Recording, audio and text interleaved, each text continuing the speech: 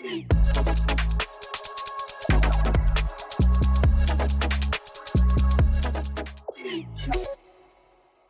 this is Brian Pasch, and welcome to another exciting podcast interview. On today's show, I'm sitting down with Jonathan Lucenay. He's the CEO of Client Command, and we're going to talk about how their Active Shopper Network isn't just solving marketing and sales challenges, but it's also giving dealers insights into shopping behavior, especially with some of the shifts in consumer sentiment around tariffs. Jonathan, welcome to the show. Hey, thank you, Brian. Glad to be with you and your listeners. Well, let's dive in. So just for groundwork, Jonathan, you've been on my podcast before. You have a patented tech platform called the Active Shopper Network, which identifies consumers who are shopping for vehicles or now service. And you're doing that through your patent, which tracks people and what they do online, which includes marketplace websites, Google search, research sites, OEM sites.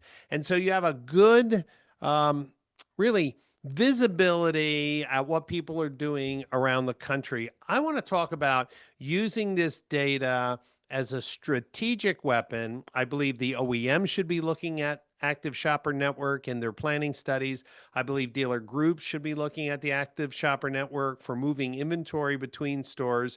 So let's just talk a little bit about the first half of this year. We are at the halfway point. We're in July now.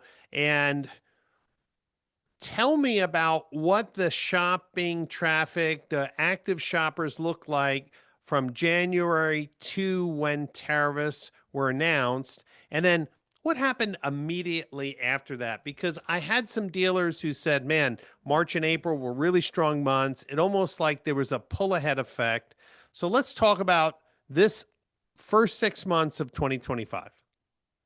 Yeah, Brian, the American consumer is literally hanging on every headline. And we see it in their shopping behavior. So seasonality does play a role, but in a normal month, you have 20 to 30 million people that shop in some capacity. And if you really want to look at where the spikes happen and where the valleys take place, you have to break it down to weekly. And when you look at it weekly, it gets really crazy about the time the Trump tariffs were announced. All of a sudden, shopping activity was the opposite of what you would expect. Some bad economic news, typically shopping activity goes down. Well, in this case, it went straight up. And every time it was extended, it went up more, and then it would tank when a tariff went in, or there was something negative in the news. Maybe the president said something, or the Fed chair said something about rates. People were like, oh, nope, can't buy. And so it showed this extreme volatility where you have a shopper that, in some cases, very intense shoppers are ready to buy. And then somebody opens their mouth, all of a sudden that shopper's out of the market. You don't see them again for 60 days, maybe longer. So there's opportunity, but you almost have to grab it the instant they're hot.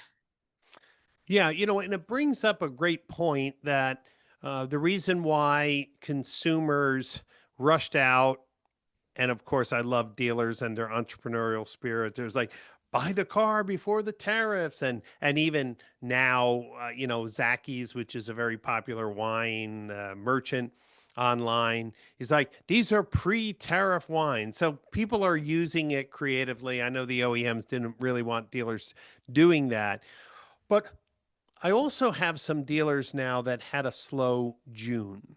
I don't know if you've talked to other dealers. Was this the pull ahead effect of March and April?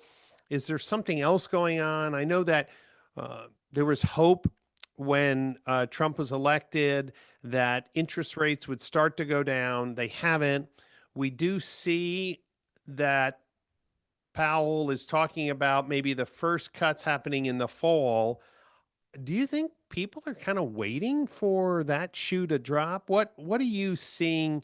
How many people are actively shopping now? Is it below trend, like below that normal Yeah. 20 to 30? Is it on the lower side? Where are we today? So Because we the summer we months are are back. challenging. We are at pre-tariff levels in shopping.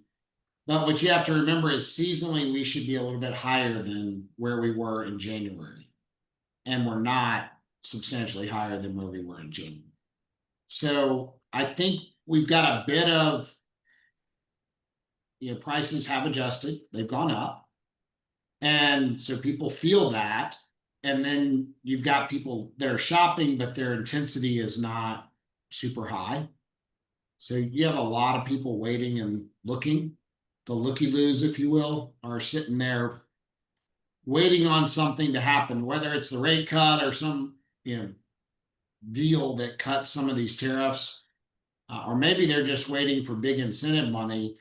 Uh, That's for somebody smarter than me to figure out. I'm watching the consumer data, and what I'm seeing is the number of shoppers has increased back up, edged back up over what it was before tariffs, but it's not where it should be for the season.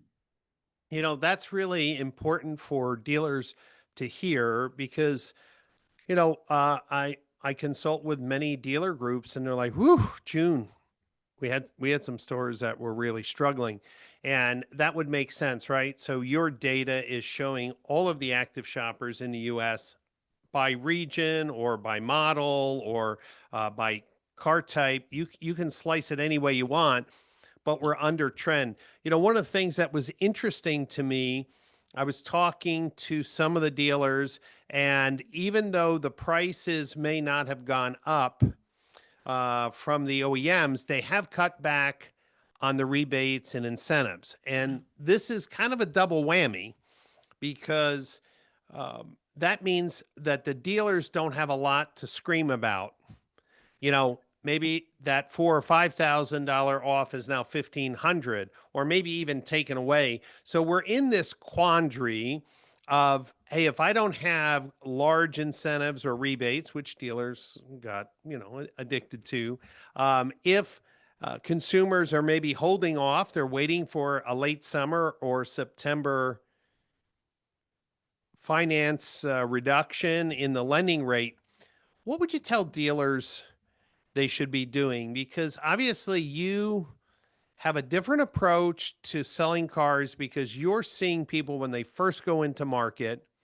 And so you have a competitive edge. Your customers have a competitive edge to grab that customer's attention or potential customer's attention before everyone else. What would you tell dealers right now who are saying, look, June was brutal. I cannot have a bad July and August if people are waiting for rates to come down? What would you tell them to do? Well, at the end of the day, every car sale, and you've been in the car business a long time, so have I. Every car sale is a person that's driving that car over the curb. I think digital advertising is great. I'm a huge fan of programmatic and all the things you can do with anonymous data, but you've got to get one to one with the consumer to sell the car. And what I would tell you is with the volatility we've seen in shopping behavior, is if you can get the information on who's shopping and you can get ads in front of that person, or even better, create conversations with that individual about buying the car while they're hot, before our president or our Fed chair makes a comment that changes their behavior, you have an incredible opportunity to close deals.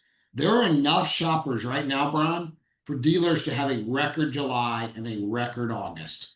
But there are not enough shoppers for every dealer to have a record July. That's a good And point. And I love that because it really teases a question for the dealers who are listening. Are you spraying and praying? Are you really a sharpshooter spending the money in the right places? Recently, you did an amazing test in conjunction with Spectrum Reach because they were trying to offer to their dealers a better way to do connected and streaming video advertising. But instead of just doing the whole PMA or a list of zip codes, they came to you and said, look, for this dealer group, give us the active shoppers for these brands, both the one that they sold in Conquest. And in the past, they were using maybe Experian or Equifax active shoppers. And your active shopper network is the only patented active shopper network. What was the difference that Spectrum saw in the ROI of using your audiences on demand versus what they were previously offering to dealers? The ROI shot up to 40-1. Wow. So there were 28 dealers in the test. The average dealer spent about $5,000 and made $200,000 in gross.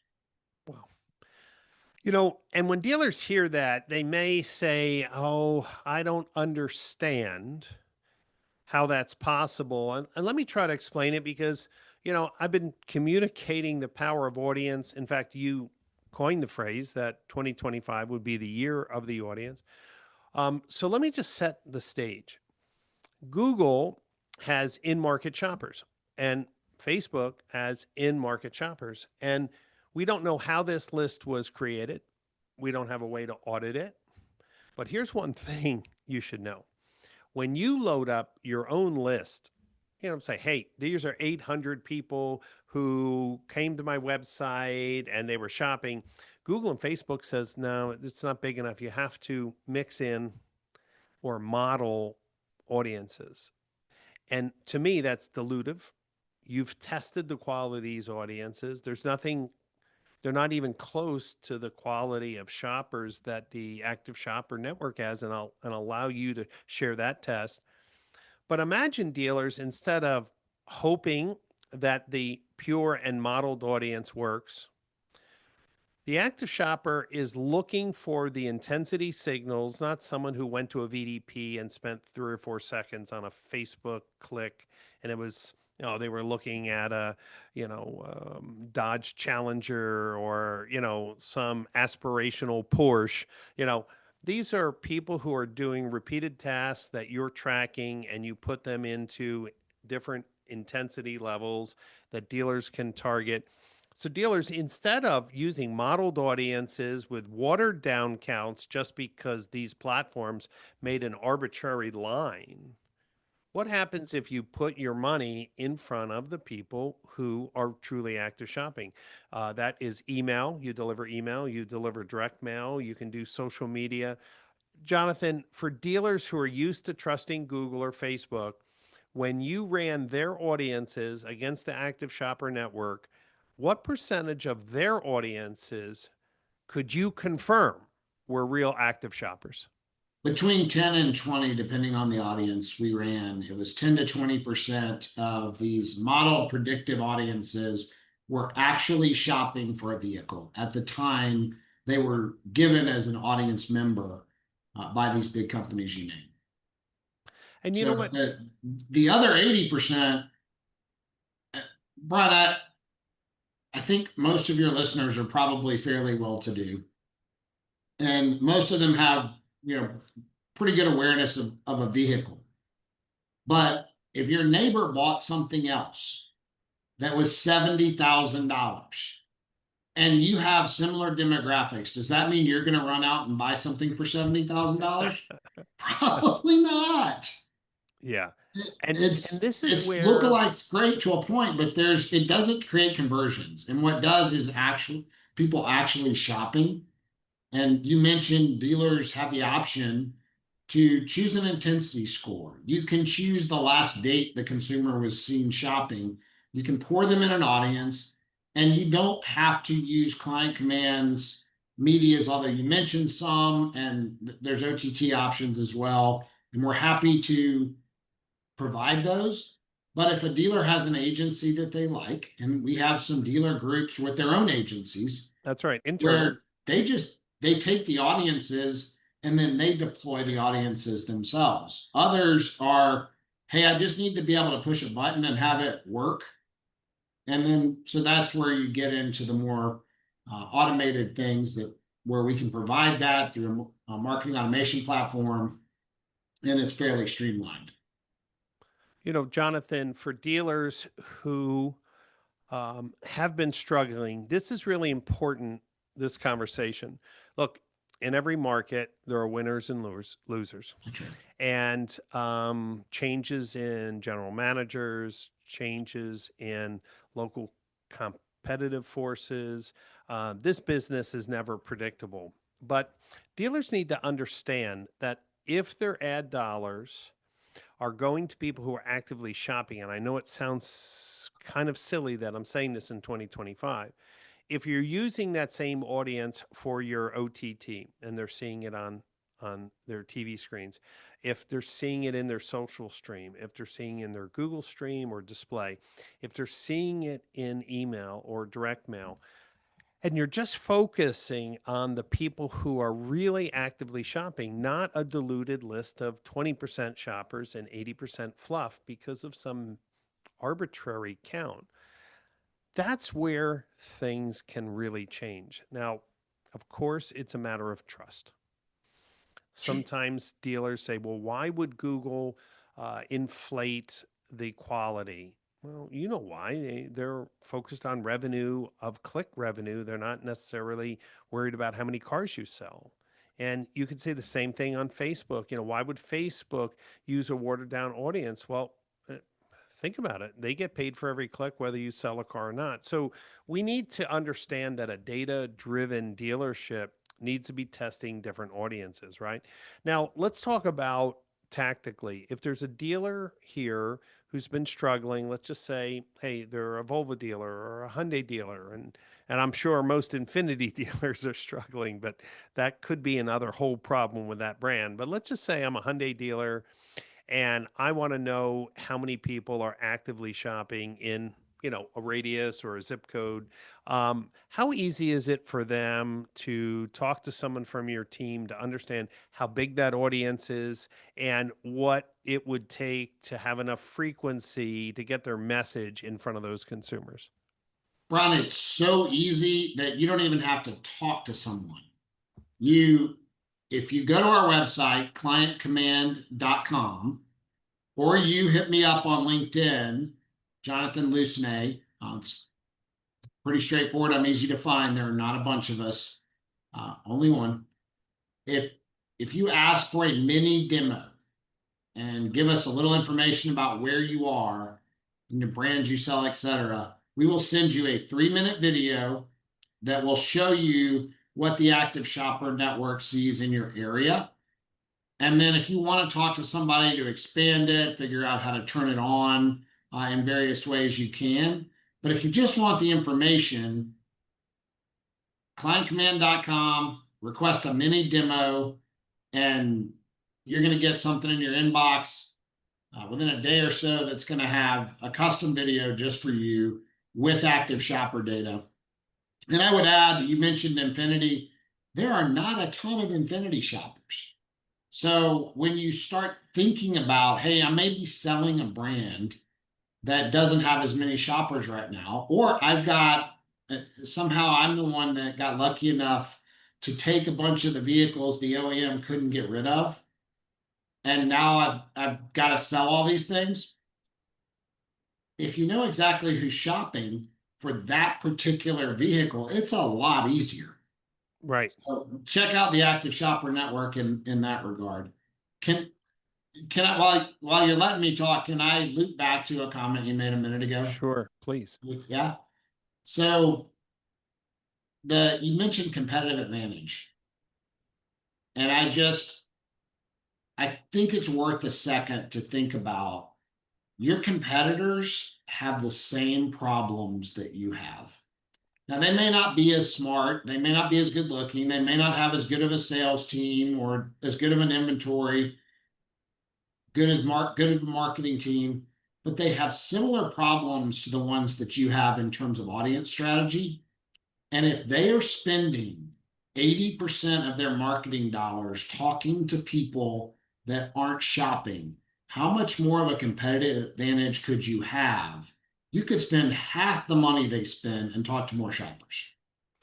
You know, Jonathan, it's so interesting you brought that up because I've been working on investigating all the tags that are on dealers' websites to help with speed, GTM container audits. I'm coming out to Colorado this weekend for our Automotive CXO Summit. I'm going to be Right. sharing some of my research, and something hit me this week. Let's just say you're a Chrysler dealer. Stellantis has their retargeting pixel on every Stellantis website. And they have audiences that they can offer to local marketing agencies of consumers who are shopping in that area. Mazda, same thing. They have a pixel on every Mazda dealer's website. And, in competitive market, those audiences overlap. And if you really think about it, if the OEMs are marketing or doing some tier one marketing, if tier three is fighting over these same people, and who knows who else has these retargeting lists? And we don't know if they're being fed into Google or Meta to, build these modeled in market shopping audiences that they sell. But it's clear that you're not the only one who's tracking it, meaning not Client Command, the dealer. I'm talking to the dealer now. Yeah. And you wonder why. Hey, why is my message not getting through? If everyone's using Google and Market, if you're part of an OEM that's retargeting people in your condensed market because they're all Stellantis dealers, you need really to be talking to other people than everyone else. And I think, Jonathan, that makes the active shopper network even more important. If these audiences that dealers are spinning their wheels on are 20% really active shoppers, they could do a few things. They could take a few grand out of the marketing budget, put it to campaigns run by the active shopper network. They can keep their budgets just the way it is and add additional funding. They will see a change in lead and turn rate. Now the question is, do they have all the metrics in place to measure, right? Are their analytics set up properly? Are their attribution models set up properly? I know companies like Clairvoy and others do a pretty good job of trying to show all the touch points of people before a sale. But I want to encourage dealers who maybe had a slow June, maybe struggling here in July. I have some good news. The good news is you're not alone. According to the Active Shopper Network, we are not at normal levels. Now we can predict, right? Is it, waiting for rates to come down? Is it uncertainty in the marketplace? Is it, man, I wouldn't want to be selling cars in the Virginia area, Jonathan, with all the layoffs. I mean, I think Virginia was number one, maybe for the last 2 years in the best states, for business. This year they dropped, I think, to number five or worse. And one of the reasons is because the thousands of layoffs, at the government. I wouldn't want to be a dealer in that marketplace, especially with so many people losing their jobs. But overall, market is down, and we need to do a better job with their advertising dollars. Jonathan, as we close this up, do you feel that right now for the auto shoppers, the tariff impact right now, since we're not seeing a lot of OEMs raise prices, is kind of now just background noise for the auto shopper, or do you still think it's top of mind? Yeah, that's a great question. We still see the consumer shopping activity going up and down weekly, although the trend line is that it's going up.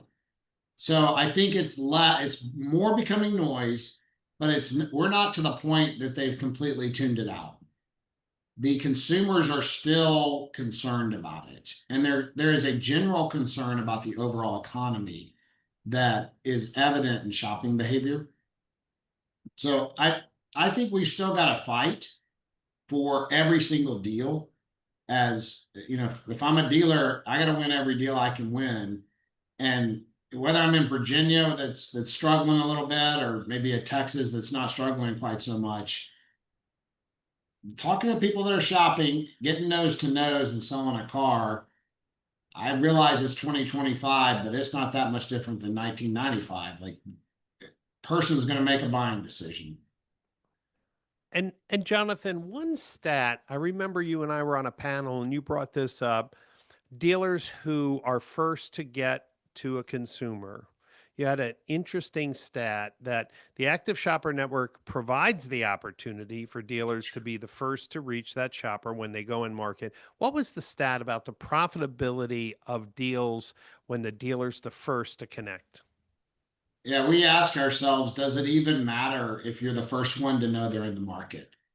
And does it even matter if you act on that quickly versus waiting till they're a little further down funnel? And so we studied it.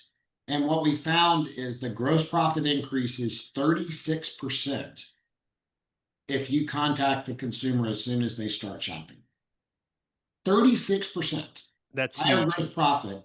And that's compared to deals done in the same month with consumers that weren't contacted. So it is as much of an A/B test as you could run.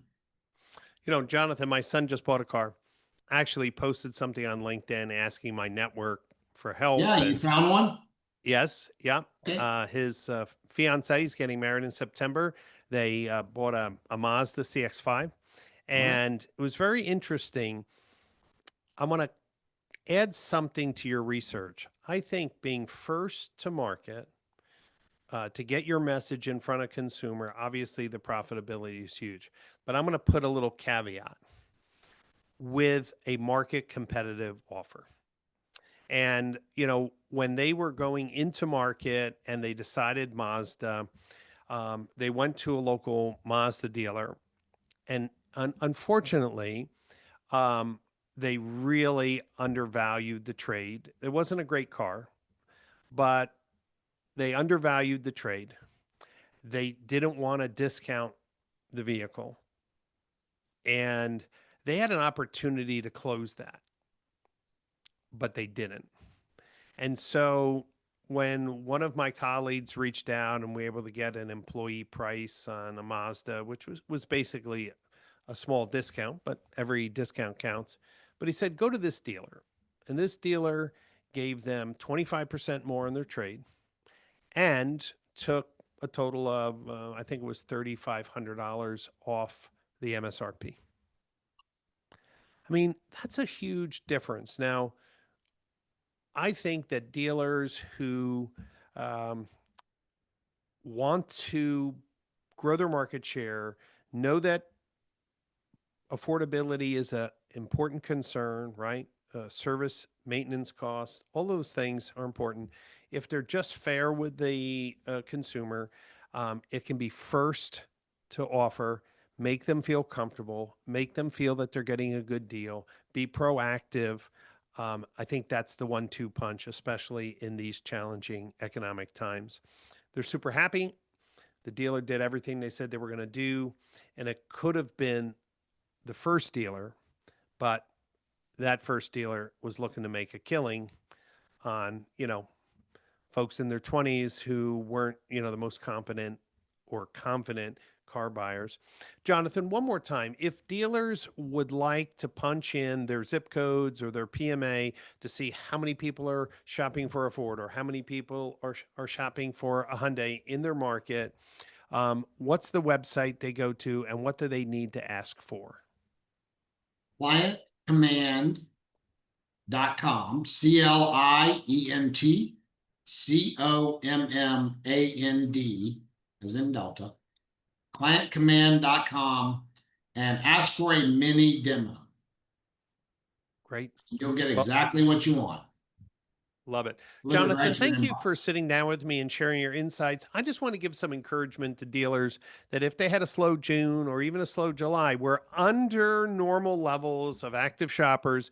So it's time to consider pivoting and testing a more strategic approach to your marketing advertising. Jonathan, I also am looking forward to hosting you and your team at the Modern Retailing Conference coming up in November 16th, 17th, 18th at the beautiful O Resort in Palm Beach, Florida. It's a place where dealers can really refine their modern retailing strategy to be smarter about how they acquire, how they process and handle leads, and how they're using technology like AI to, well, fill some of the gaps that are normally due to human error or lapse of following process. All of these things will be discussed at the MRC. I want to encourage dealers to get their tickets early. It's modernretailconference.com, and it's the best investment for your time if you really want to, well, raise up your level of competitiveness in your local market. And if this is the first time you listen to a podcast, there are hundreds of interviews that are available. Just search for the Brian Pasch podcast, and you'll, well, see a lot of great interviews. Jonathan, thanks for your time today. And thank you for just being willing to educate dealers on, well, alternatives to spray and pray and being more strategic. Hey, thank you for having me.